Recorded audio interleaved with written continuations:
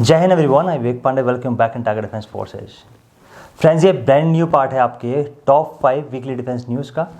इस वीडियो के अंत तक ज़रूर देखें क्योंकि 5 के 5 न्यूज़ जो हम कवर करेंगे आज काफ़ी इंपॉर्टेंट है और the fifth one is highly interesting and highly important, so must watch till the end. और वीडियो बहुत ध्यान से देखें क्योंकि मैंने बीच में कुछ क्वेश्चन भी आपसे पूछे हैं तो उनका आंसर आप कॉमेंट सेक्शन में दीजिए। Here comes the video.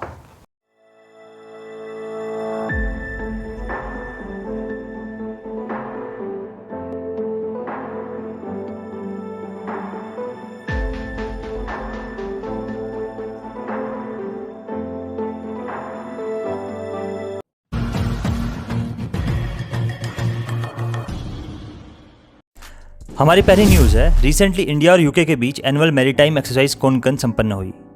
Indian navy और रॉयल यूके की नेवी के बीच कोनकन मिलिट्री एक्सरसाइज अरेबियन सी के कोनकन कोस्ट में हुई।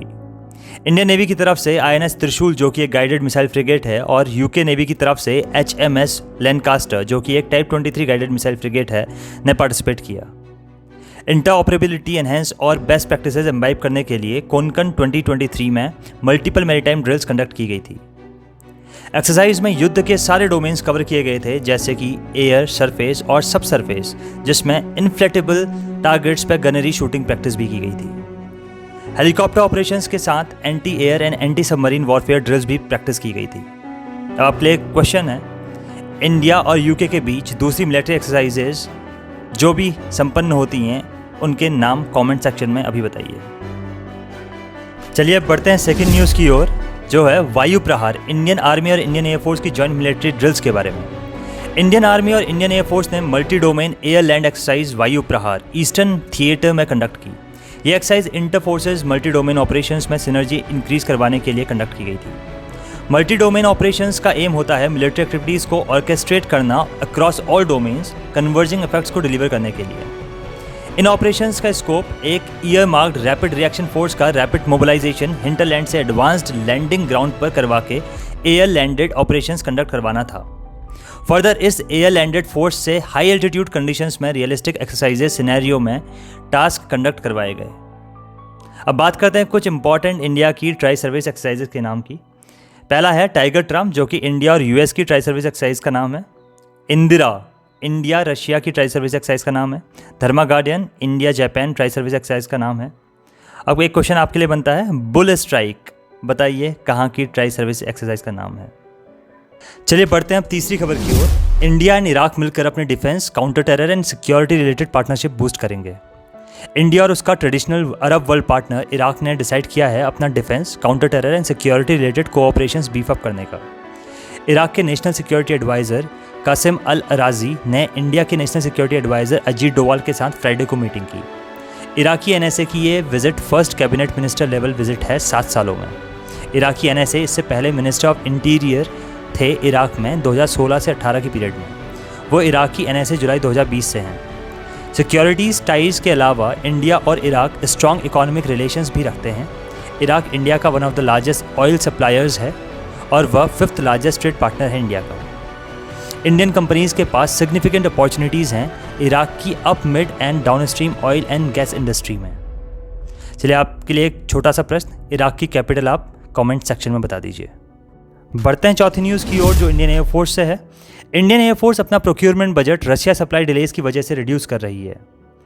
रशिया यूक्रेन वॉर की वजह से रशियन मिलिट्री सप्लाईज को कई रोड ब्लॉक्स फेस करने पड़ रहे हैं जिसकी वजह से आर्म्स इंपोर्ट में डिले आ रहा है। इंडियन एयरफोर्स ने डिसाइड किया है कि वह अपने प्रोजेक्टेड प्रोक्योरमेंट स्पेंडिंग को शार्पली रिड्यूस करेंगे फाइनेंशियल ईयर 2024 में। यह कट क्रिटिकल सप्लाईज की डिलेज की वजह से किया जा रहा है जैसे कि S-400 एयर डिफेंस सिस्टम और एयरफोर्स फ्लीट के स्पेयर पार्ट्स। रशिया से biggest ongoing delivery S-400 Triumph air defence system की हो रही है। इंडिया ने यह सिस्टम 2024 में 44,400 करोड़ रुपये यानी $5.4 बिलियन में खरीदा था। 5 में से 2 सिस्टम्स की डिलीवरी का इंतजार किया जा रहा है। इंडियन एयरफोर्स रशिया पर डिपेंडेंट है अपने फाइटर जेट जैसे कि Su-30 MKI एंड MiG-29 के स्पेयर पार्ट्स के लिए। लास्ट 2 डिकेड्स में न्यू दिल्ली अपना डिपेंडेंस मॉस्को पर से हटा के दूसरे देशों से अपना आर्म्स नीड्स फुलफिल करने के लिए देख रहा है। चलिए बात करते हैं कुछ वेपन्स की जो हम इंपोर्ट करते हैं रशिया से। जैसे फाइटर जेट्स में है सुखोई Su-30 MKI, MiG-29 के, टैंक्स में T-90 भीष्म, अदर वेपनरीज में S-400 missile system, rifles etcetera. अब आपके लिए एक क्वेश्चन बनता है कि बाकी जो वेपन्स हम इंपोर्ट करते हैं रशिया से, काइंडली उनको मेंशन कीजिए कमेंट सेक्शन में। चलिए बढ़ते हैं आज की आखिरी न्यूज़ की ओर। ये काफ़ी इंपॉर्टेंट न्यूज़ है, ध्यान से सुनिएगा। इंडियन एयरफोर्स के लिए BEL से खरीदे जाएंगे 3700 करोड़ रुपये के रडार व रिसीवर। रक्षा मंत्रालय ने गुरुवार को भारत इलेक्ट्रॉनिक्स लिमिटेड के साथ रडार व रिसीवरों की खरीद के लिए 3700 करोड़ रुपये से ज़्यादा के 2 अनुबंधों पर हस्ताक्षर किए, जो भारतीय वायुसेना की परिचालन क्षमताओं में इजाफा करेंगे। 2800 करोड़ रुपये से ज़्यादा का पहला अनुबंध मीडियम पावर रडार अरुधरा की आपूर्ति और दूसरा करीब 950 करोड़ रुपये की लागत से 129 DR 118 रडार वार्निंग रिसीवर की आपूर्ति से जुड़ा है। दोनों परियोजनाएं स्वदेशी रूप में डिज़ाइन, विकसित और विनिर्मित श्रेणी के अंतर्गत हैं। इन परियोजनाओं का उद्देश्य वायुसेना की निगरानी, पहचान, ट्रैकिंग और इलेक्ट्रॉनिक युद्ध क्षमताओं को बढ़ाना है।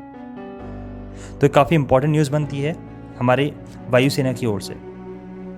So friends, it was all about it. If you like the video, please do like, share and do subscribe to the channel if you are new to the channel, so that you will never miss any update. See you soon in the next video. Till then, take care. Jai Hind, Jai Bharat.